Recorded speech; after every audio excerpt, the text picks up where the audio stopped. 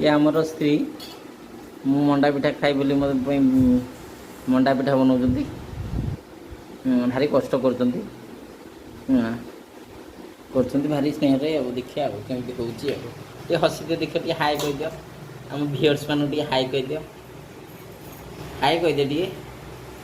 घर टे हाई कहीदे हाय हाय हाथ हल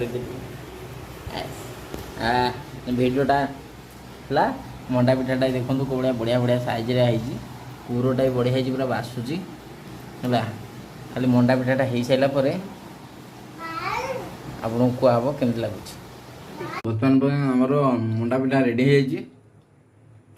खायापी गोटे देखा बाहर करने ढाकुणी देखु है मंडा पिठा देखो कि गोटा गोटा हो पूरा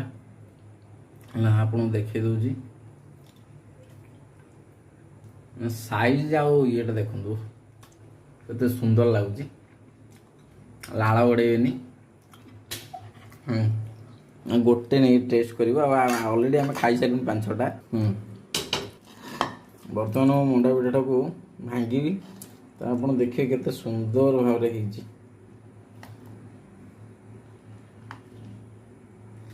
बास्ना माने पुरर बास्नाटा पूरा अलग प्रकार आपण जो कूर बनइबे तो गुजराती अदा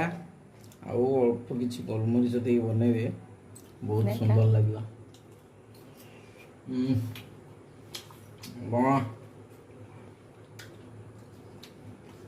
बर्तमान जहाँ लगुच सकाल आहरी मन यार टेस्टा बहुत बढ़ी जा